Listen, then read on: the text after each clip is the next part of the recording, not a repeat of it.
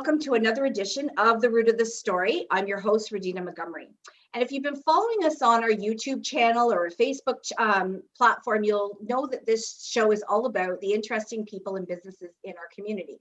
And that's the focus of The Root of the Story, is to look at and hear about different people, different businesses, and different things that people are doing in our community.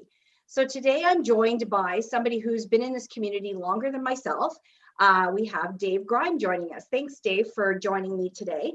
And Dave is a local real estate agent here in Dufferin County. And we're going to talk a little bit about the market, but I want to talk a little bit about Dave himself, because I think it's really important for people to find out about who these people are, why they do what they do, because that's always my biggest question is, why do you do the job that you do? So Dave, tell us a little bit about how you got into real estate. Well, it's a bit of a long story. I sort of grew up with real estate my entire life. Marjorie, my mom, she's been in the community for quite a long time. I was born and raised in Orangeville, February 6, 1977, which was the old hospital, which is now the Lord Dufferin Center. And I have not left there since that date. Yep, growing up, I was sort of involved with, I guess, Marjorie, just seeing her dealing with real estate all the time.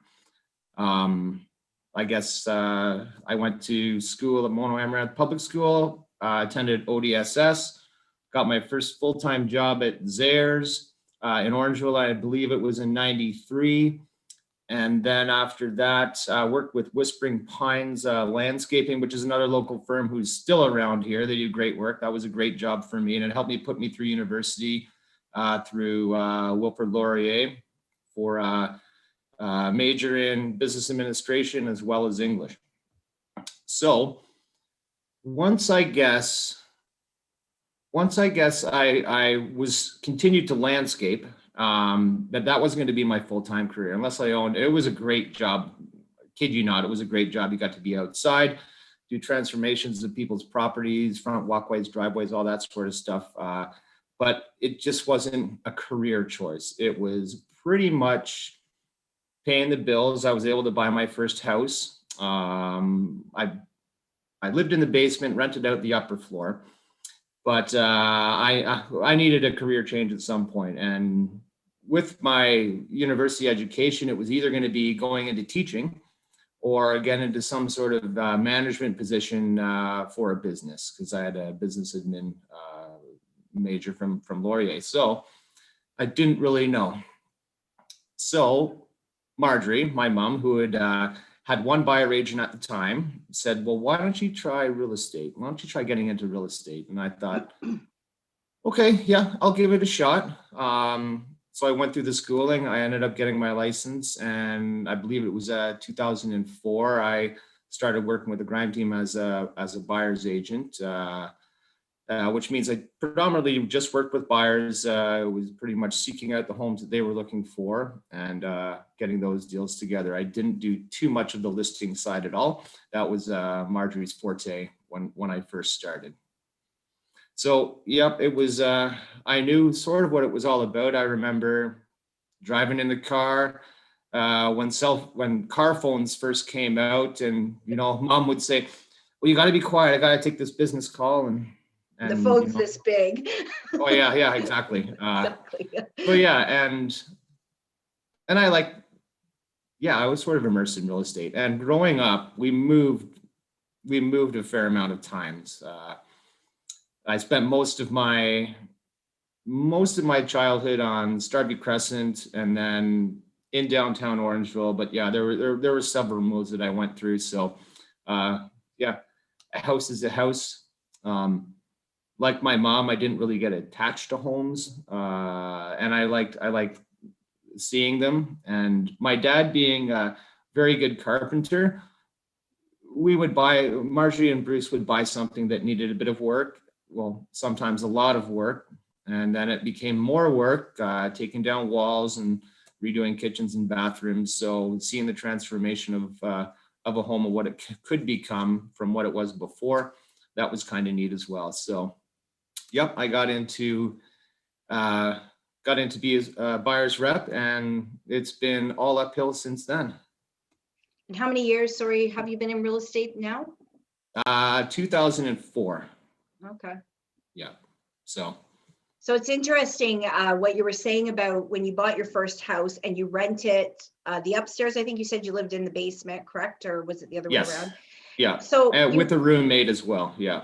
So, you were already sort of starting down that path, whether you realized it or not, because home ownership is sort of the first step. And then that rental piece is sort of like the next piece. So understanding the needs of a renter, understanding the needs of a homeowner, right? So there's this thing I always say to people, like, to make a good nurse, you either have to have, had a baby, had an operation, lost a loved one, or suffered something traumatic to be able to understand how that is when you're working in the hospital, when you're working with a patient, to understand sort of what they're going through. So, you've kind of had that. And then the other part with the landscaping is interesting, because what's the first thing that somebody notices when they pull up to a home is the curb appeal. The curb appeal is sort of that number one thing, right? That when a buyer goes to buy, that kind of makes the immediate decision. And just on a side note, fun facts, my daughter Brianna actually worked for Whispering Pines 2 summers ago, I think it was too. So, you learn about trees and plants and things that help you. And I think it's important too for our viewers, anybody watching, and if they're young, any job you have is always a stepping stone to what your career could be. And the neat thing is we did some jobs that would take, I'd be there for 3-4 months. It would be massive estates in, say, Caledon or Mono or anywhere in Dufferin up to Malmer. And you'd be there for 3 months, and you'd see these crazy, awesome houses being built. So, I got to know Dufferin and Caledon very well, just because these jobs were all over the place, as well as seeing all of Orangeville grow. I was site foreman running a crew of 10 to 16 people. We landscaped the entire west end of town when that was being constructed. So I saw that whole subdivision going in from the first house till its completion. Every street tree in Orangeville we would be planting. So yeah, it was good. You got to see, your subdivision homes and a lot of these massive rural estates, which, some of these houses blew me away, especially when they're there for about 3 months, just doing a landscape project, and then you leave there and you never get to see it again. But it's pretty neat to see people, building, constructing, or renovating, or, if it's an older home, they're re-landscaping the whole place. So yeah, I got to know the area quite well, And I think too, it's interesting. I know a lot of real estate boards, they talk about why hire a local agent.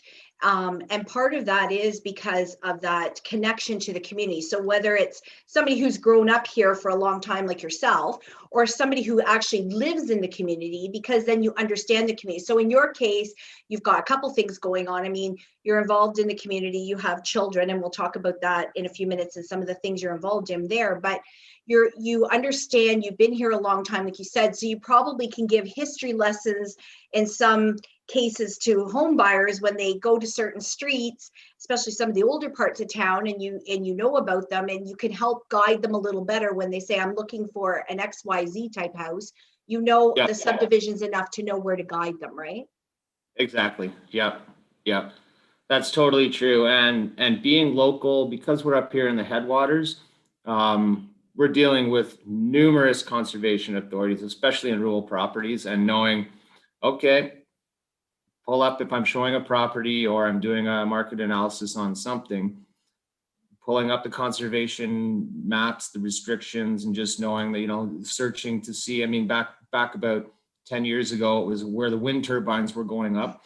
And then we had the mega quarry thing, and any applications for either subdivisions or aggregate extraction, just knowing all that stuff about the local area.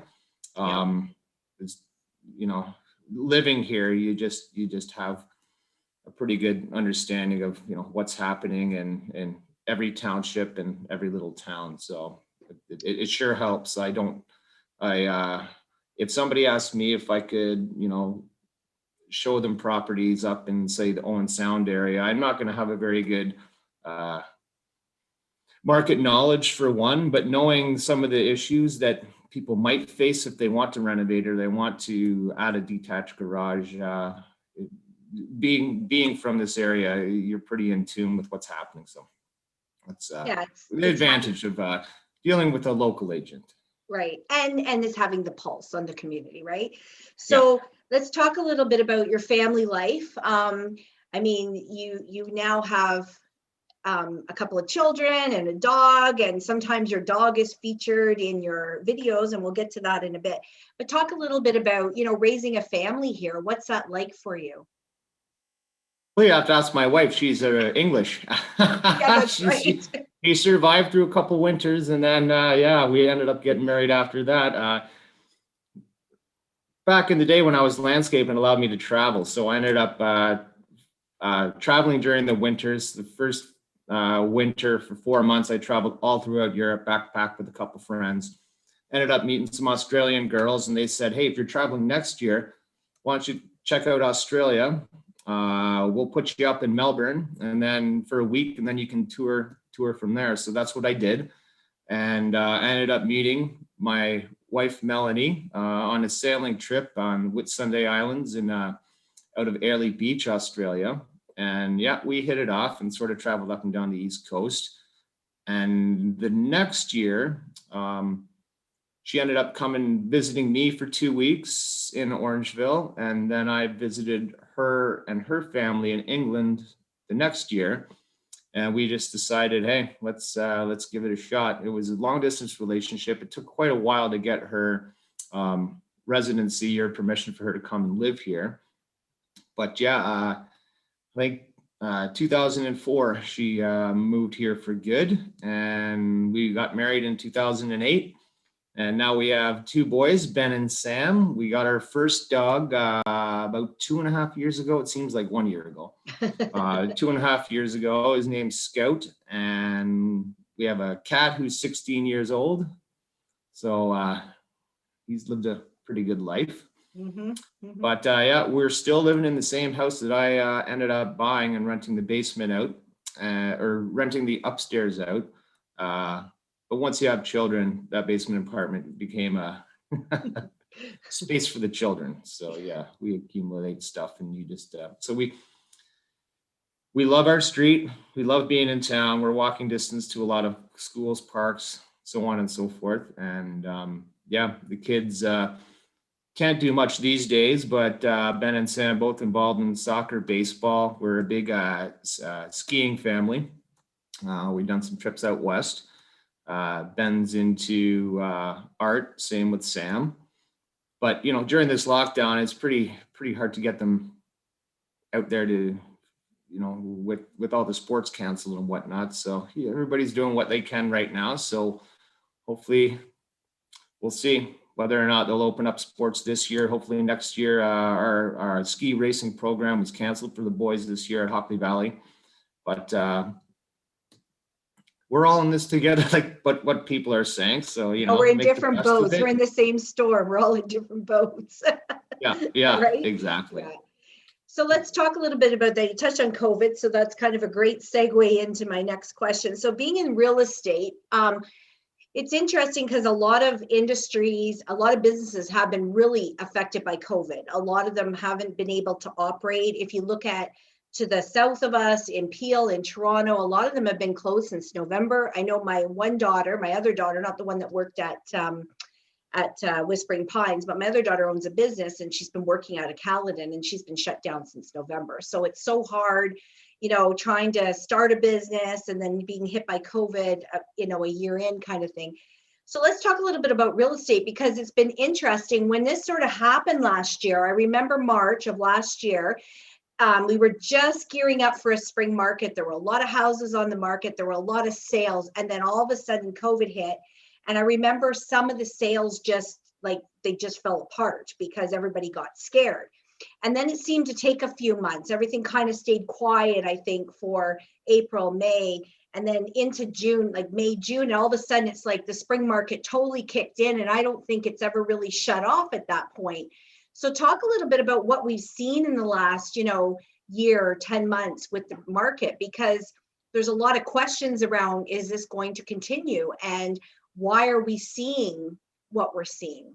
Touch on that a little bit. Okay, so yeah, I guess the start of 2020, it started off pretty good. Yeah, we were rolling along quite well. We had some listings, a bunch of listings that sold before I'd say mid-March, before we went into absolute complete lockdown. We had some listings with people that were a little paranoid about COVID, being a little bit older, and nobody knew what was happening at this point in time. Nobody knew about this virus. So everything, a lot of listings were terminated. And I think that we only had, I could count on two hands how many showings we had booked through our office in 1 week. So a lot of listings came off the market. Nobody knew what was happening. And I thought, oh, what's going to happen with real estate?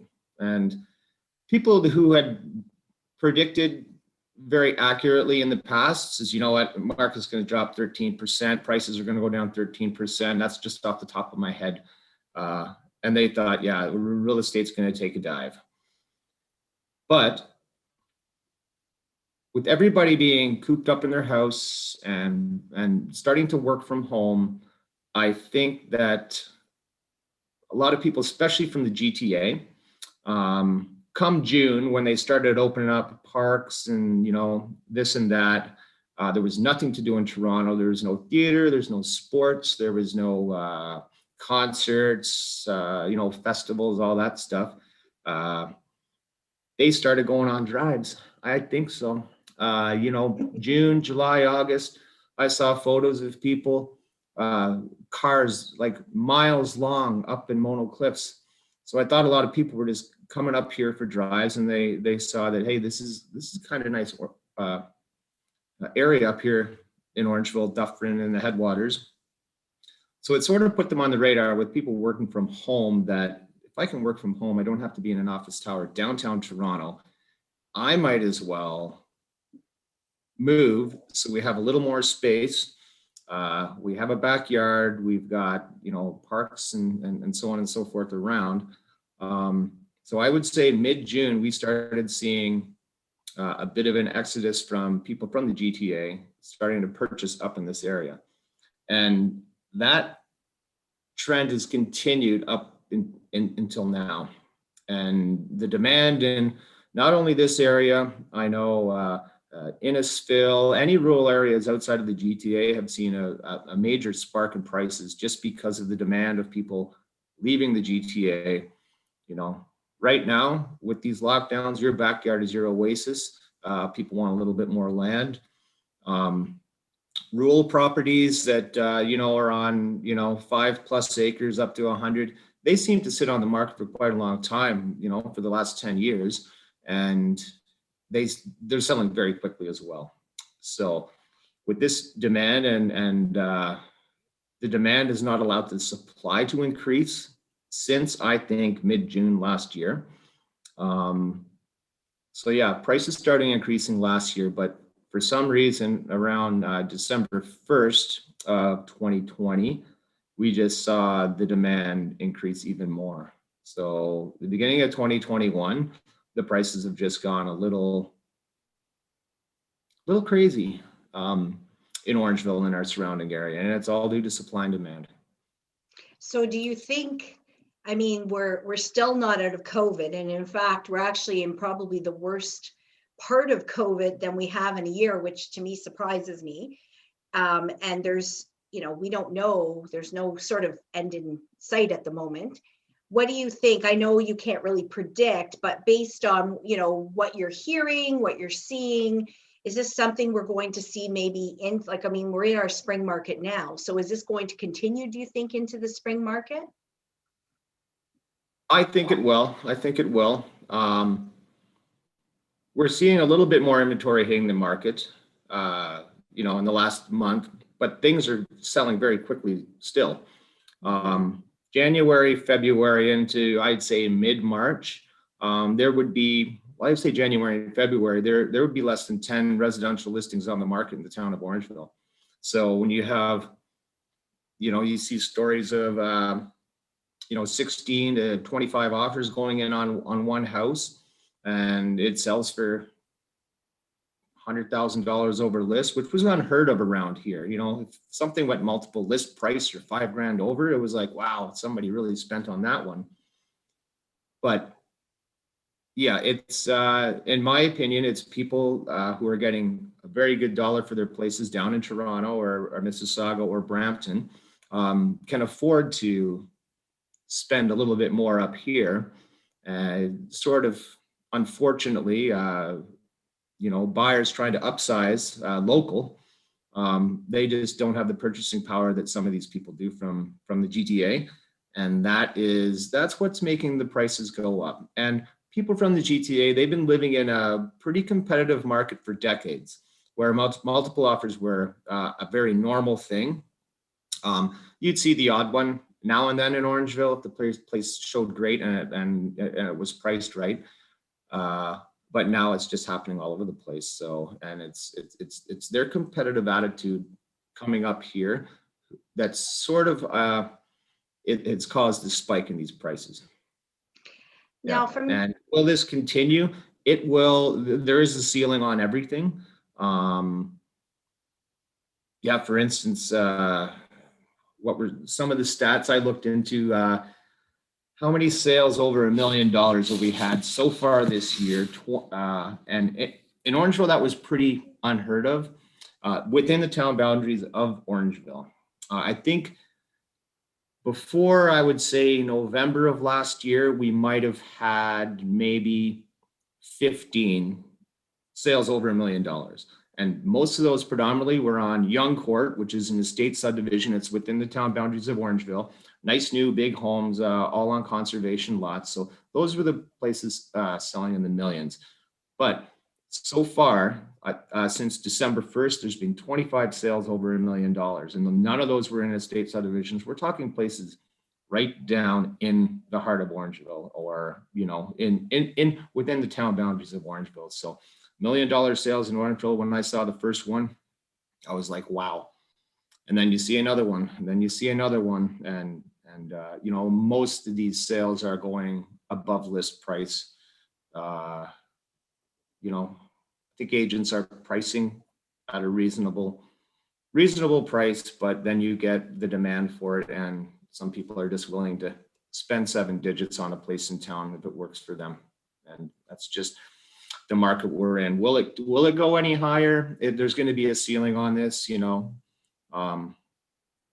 if they're getting any sort of mortgage, they need an appraisal done on a property and they've overspent on it. Well, that shortfall in cash is coming out of their pockets. So there will be a time, and the banks will, appraisal values will be increasing now just because some of these past sales. But I can't see in Orangeville and Dufferin County it increasing this quickly for months and months and months. And that's my opinion. It has to plateau at some point. It's just the last 4 months has just been a bit of a spike in price for sure. Very surprising, and good for those that were able to cash in on it. I mean, especially if they were able to go into another area where it was less money for them. So you think about GTA moving here, and then us going, somewhere else into other areas where, they can make the money as well. In 2011 March, average sale price was $307,000. I know. Last month in March, it's $808,000. I know that. So I saw that. That's all. That's townhouses. That's everything. It's yeah. I saw that. It's interesting because in 2010, when I moved here, it was funny because I paid full price for this house because it was sold conditionally, but in order to get it, I had to give them list asking price. And I thought that was crazy because in my real estate experiences, I've never paid anything at list. I've always gotten everything less. I've always looked at, okay, they're asking 300,000. I'm going to start at 250 and I might end up at 270. So I got it for less. So it's weird. But now it's like No. If they're asking 900,000, you know darn right well you're not even getting it for 9. You might get it for 950, somewhere to $1 million, Yeah. right? So it's Yeah. but even 10 years ago, which is interesting. Yes, it was lower, but I still paid less. So there might have been, that might even be a telltale even 10 years ago that it started to move. And when you think about what you paid 10 years ago and what you can get now, I think that's a really good investment. I don't even know if you could make money like that on the stock market. I don't think so. Right, real estate is it. Now, hopefully, it stays at a good level. When you say plateau, we want it to plateau. We don't want it to obviously crash. I just want prices to plateau.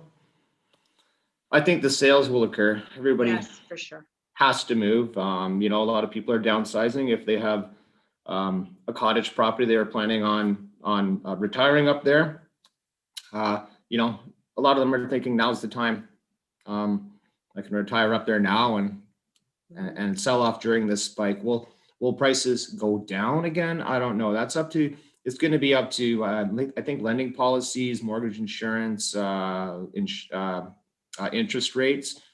If those end up shifting, then yeah, it will slow sale prices down. And yeah, I just hope people aren't over leveraging themselves in this market, because if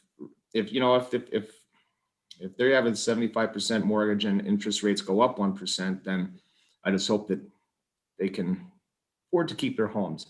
Right. But yeah, who knows? They've been talking interest rates rising for years now, and we're still at pretty record lows at this point in time.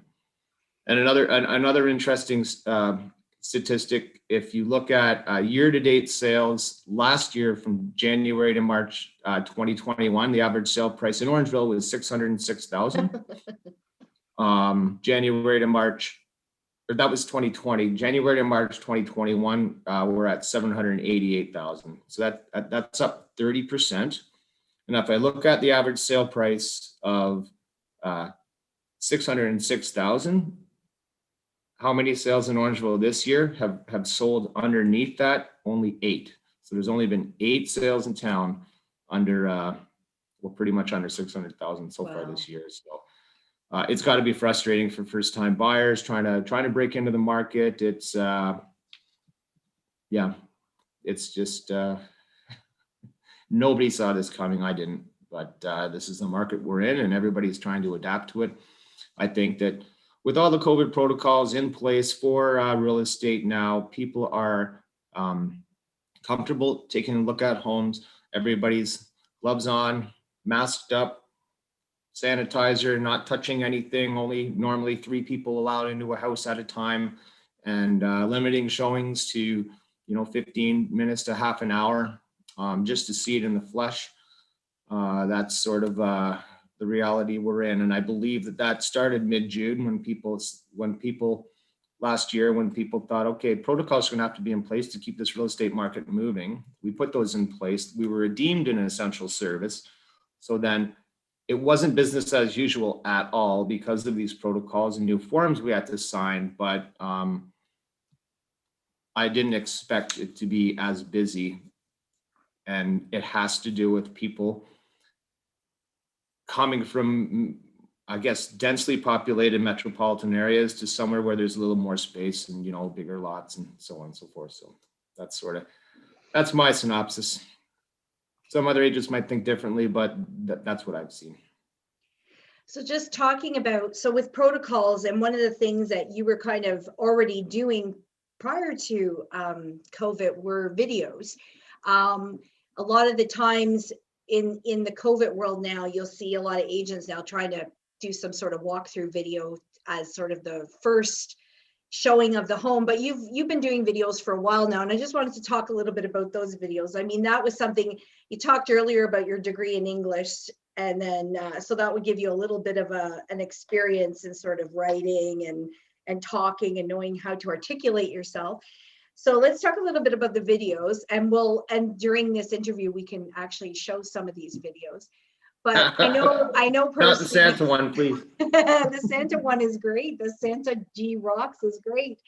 So I know, because we've worked together for a while now on videos, and I remember our very first video together. That was the smallest house that took us the longest time to ever shoot, but we had some foreign things that were out of our control in that particular video. But talk a little bit about that, though, the importance of video. I know you have a lot of fun with your videos. Some agents, here's the house, let me show you the bedroom, and there's nothing wrong with that. But you like to add some of your personality into these videos. So talk a little bit about why you do them and sort of why do you take that approach versus the sort of, standard approach that some agents take with their videos. Yeah. Well, any multimedia right now with COVID is very, very important. You need video, you need great photos, you need as much multimedia like the interactive walkthroughs that you can possibly get, just to coerce people to actually take a look at the property in the flesh. So when they actually book a showing, they've actually watched the video. It's like they're seeing it for the fourth time in person. So yeah, the videos are really important, and I just like having fun with them. You have to keep it light. I don't want to sound monotonous on anything. Yeah, throw a little bit of humor in there. Keep them short, sweet. I like having voiceovers in the background, just explaining some things. Sometimes I'll do my Vanna White thing, or pre-COVID, I was pre-COVID, I was hopping into pools, going in tubs, all that stuff, which you really can't do right now. But yeah, it is important. I enjoy doing them. And yeah, it's always top 5 reasons why this house is right for you. And yeah, we've been doing them for a while, and they're getting easier and easier and getting more and more organized. And we're keeping them shorter now. I think, when you run your stats, how long people actually sit and watch the entire thing, I think it's becoming shorter and shorter. As people's attention spans are becoming shorter and shorter too. So keeping it light, quick, showcasing all the major elements of the home that I think are important to showcase. And yeah, so yeah, the videos are fun. I think they're important as well. So. Well, I think they also give you an opportunity to inflect your personality into them, so people get to know you, right? So say it was somebody who didn't have an agent, they happen to see your video, you have the listing, now they feel comfortable with you. Yeah, I feel comfortable going with that guy to go look at that house. I think there's also that piece too, right? So it creates that, comfortability, that responsibility, that connection with your viewer. So do you have any stories about any positive real estate? I mean, we talked a little bit about the challenges that we've seen, obviously, with COVID, and the challenges that we're seeing now, maybe for first-time home buyers breaking into the market. But what about in your time of doing this, have there been any stories that maybe just hit your heart, hit your, like, just those wonderful moments where you really made something happen for somebody? Can you think of any of those?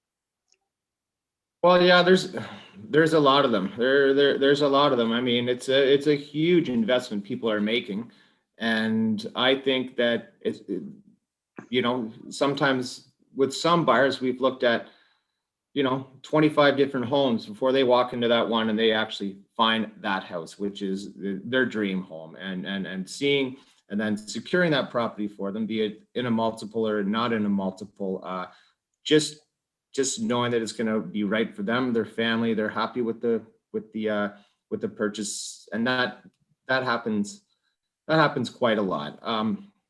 Another thing, I guess, would be being local, talking to local agents on social media sites and so on and so forth. You sort of get wind of listings that might be coming onto the market.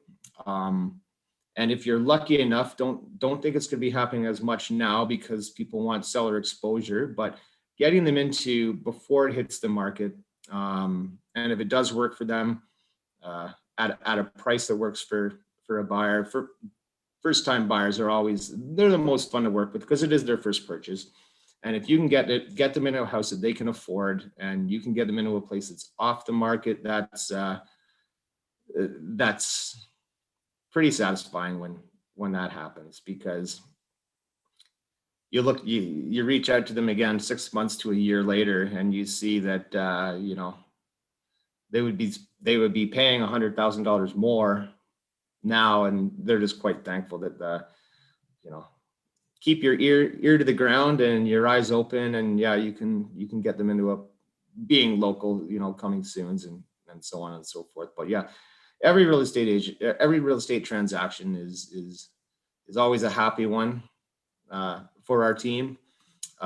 Most of the time, it always depends on family scenarios and things like that. But I would say almost everyone's always a good story. Yeah.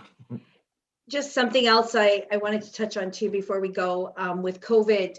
One of the other things that you were telling me was you've had maybe less time with the kids in sports, because I know you play baseball yourself, and the kids play baseball and they do their other sports and their crafts and their hobbies of painting.